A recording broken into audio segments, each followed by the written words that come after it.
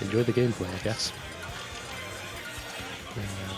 Sadly, I cannot commentate because I'm doing this remotely, but enjoy the game.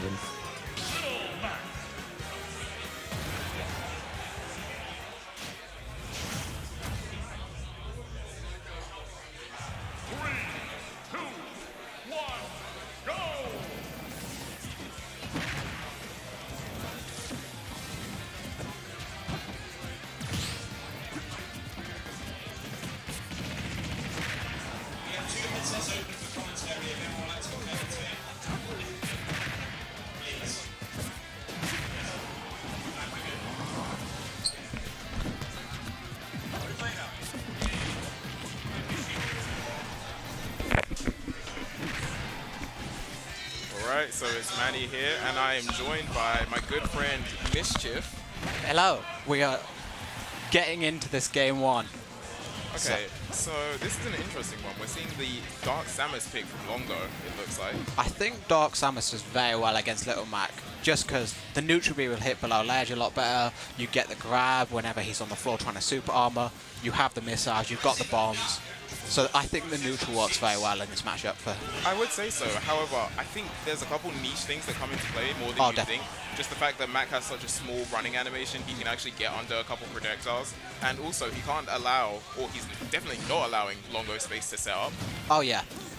Then we have edge guarding. It's not going to be a free matchup. Like, Mac doesn't really have those matchups with zoners where it's like, oh, I can't play the game. But yeah, exactly. It's definitely one where, of the zoners, I think Dark Samus does particularly well just by virtue of how some of their stuff works. But DJR showing it doesn't matter how the matchup might be. If you got the reads, you got the 2 frames, you got the dub. Exactly. Now, Longo might be adapting his strategy a bit. He's going for these smaller charge shots and trying to either force out a shield or force Mac into the air. Yeah. Which, regardless, pretty well. I think he's trying to just have enough things that enough options are covered. And with Little Mac, sometimes when 1 or 2 options are covered, you can't really do much else. Not really, no. A bit of an unfortunate trip for DJR, but exactly. He was nothing. putting a lot of pressure there. And he's finding that air dodge through. So scary to air dodge against Mac just Very, by. very terrifying. Yeah. If you get it wrong and he did a quick move like a down tilt, you're eating a lot for that. Exactly. Now, Longo is definitely getting into these panic air dodges. Well, I would panic too because Mac. Yeah. Ooh, that was a meaty forward smash. And another one, and that's the stock. Okay, so DJR is one of the funniest momentum players I've ever seen because sometimes he just gives up when he's at the end. But now you're going to see him pure hubris. He's going to hit attacks on shield and then he's going to hit attacks again. Doesn't matter if it hit on shield. Well, he is showing this is not a turn-based game. If you don't have a turn, I will make you respect my moves, which is very good. But we are looking at potential kill percent here for Dark Samus, as long as he's still got that KO punch. Just lost it. I'm trying to be a bit too anxious there. Ooh, that armor. That's that so hubris, strong. babe. Will be interesting to see if Longo stays Dark Samus in this matchup. I think it's very interesting when these top players have a couple different characters in the chamber. But, as we can see, one has been defeated now. So, whether he actually likes this matchup, you know, more than Rogue, or whether he just wanted to try out the character, he does have a tough decision to make. What do you think he's going for? I feel like, at the very least, we're going to see a very different stage. Maybe one which has less room, or maybe a character switch since they're running it right back. Yeah, I was going to say. I'd be surprised, same stage, same character, but... Oh, that's the real character switch. You are 2 for 2 in terms of being wrong, and I like that. That's good. I mean, the Samus players are going to be in the chat right now telling us about how the characters are so different, guys. Exactly, yeah. Trust me. But maybe he just wants the different hardbox shifting on the up air and like the different jump, but honestly, it might just be he thought the Samus skin looked cooler. Exactly, I'm saying. Could be. Will be interesting to see what adaptations he does bring though. Yeah. Now, as we can see, DJR definitely rolling in, jumping in as well. He's being hyper-aggressive right now. I'm not sure if that's in his best interest. I do like using that grab to beat out the neutral B, because the armor on that is rather strong, and so the fact you've got a tether grab, might as well use it just to catch any map players who might, on habit, in the air or on the ground, start charging the neutral B for the armor. Exactly. Longo exhibiting some serious patience there. He knows that Mac has to catch him in the air, or he's just going to stay there. It's always so funny to me when against like Luigi or Kazuya or Little Mac, someone's just on a platform, and the both players stand there for a second, like, who's going to move? Exactly, who wants to move first? It reminds me of the good old days, or bad old days, depending on how you look at it, in Smash 4 with, what was that, the Duck Hunt stage? Where people just camp on the tree. I'm so glad I never played Smash 4. That game was so messed up.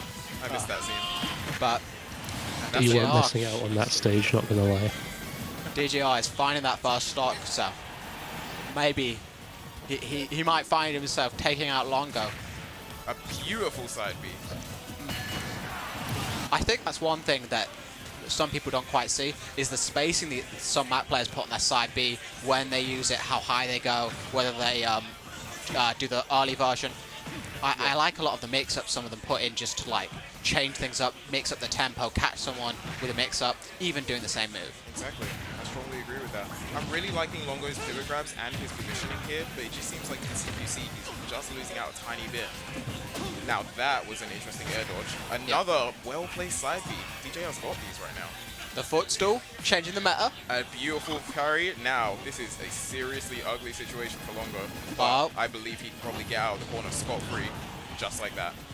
I think the timing on that ledge drop was immaculate. The second his invincibility ran out, Yeah. he knows DJR is going to swing in case he does an earlier one or if he stays there, and he managed to get that forward and get the stage back, and from that took the stock. Exactly. So now this is the complete opposite situation of before, where DJR was in complete control. Now DJR needs to take this stock. But it is Little Mac. If he manages to get, say, an up tilt, up B here or something and take the stock, he'll be in a very good position. But I don't think Longo wants to let him get down to get the chance. Ooh, an interesting side there. He has that KO punch. Can he keep it for long enough to maybe get a condition or... Ooh. And now here comes something demonic. It's off. That back hit of the Nair, such a strong move. But that doesn't mean it's over, however. Mac has many more tricks up his sleeve. Little Mac has the shield break, he's got the just raw forward smash, he has some of the up tilt up B confirms, he has a lot of ways for seeing out stocks, but... Longo being extremely patient there, very well done. That up tilt sending up, not the direction we want. That up tilt, whether it sends up, forward or backwards, feels like RNG sometimes. DJR is not catching these air dodges in, there's been a couple of them. But I think as Little Mac sometimes trying to commit to catching someone who goes high and air dodges in and does nothing can be a bit hard, but this is such a scary position for Longo. Down the game. In silence here. Oh, very, very close. DJR playing that extremely well. However, Longo taking it with a very safe and well-placed dash attack. That could have crossed up. It was just very well done. It's one of those ones, he had the faith that there wasn't going to be a neutral B with armor coming out, and he went all in. Very well done from both of them. So this is a very interesting... This is such an intense match. It's just like Little Mac versus anyone. It's just like they're swinging. Yeah, exactly.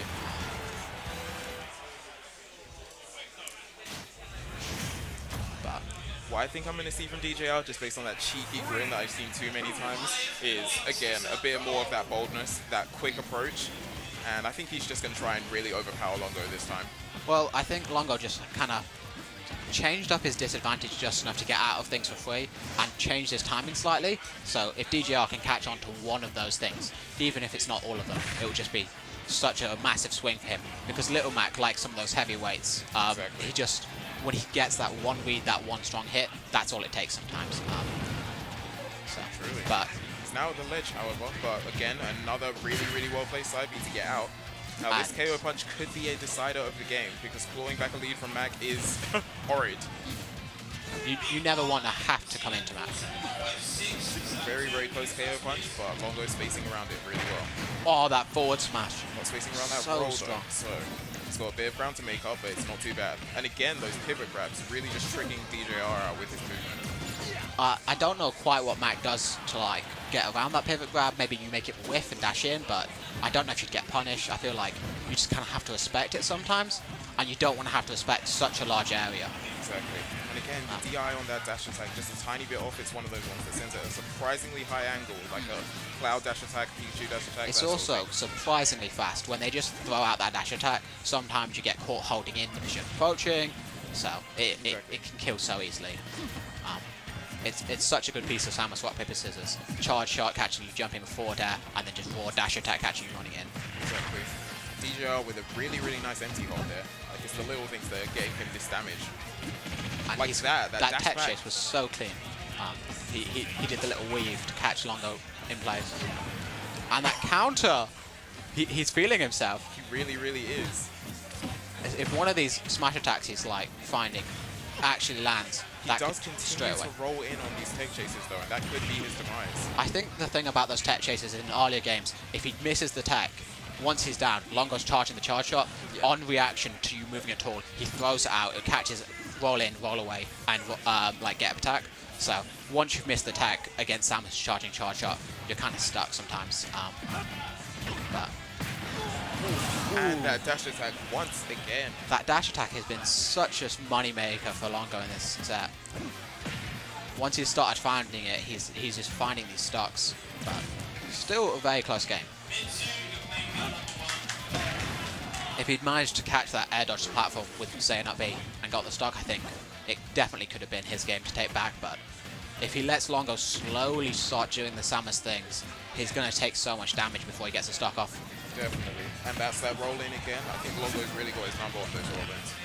It's the charge shot, the charging it, the using it to catch these missed techs, using it to catch DJR moving in neutral. It's so critical. Risky, yeah. Oh, very, very close moves. I feel like it's going to be quite the uphill fight for DJR to find the stock, even if he gets this first one. He understood that there was a pivot grab coming up. He still wasn't able to intercept properly. DJR with the consistent teabag. He doesn't really mind what percent he's at. There's that air dodge in. I mean, to be fair, if he can get 2 or 3 hits and get a KO punch, he could win this. One air dodge read. You know, maybe he's been saving the air dodge read for this last stock when he gets the KO punch. Because this is looking like Hyper Set. Not enough. Such a close game though. DJR really putting in the work. Really, really well played by both of those players. Longo showing that his ability to adapt, and DJR showing his boldness in that matchup. Oh, definitely. And now I'm not actually sure who we have next on stream. It's going to be an interesting one. I'm will. there to witness it. I'm hoping it's not me. I hope it's not me. I play so badly on stream every time. Oh, it is you, you jinxed yourself, my guy. Oh. I'll see you people later.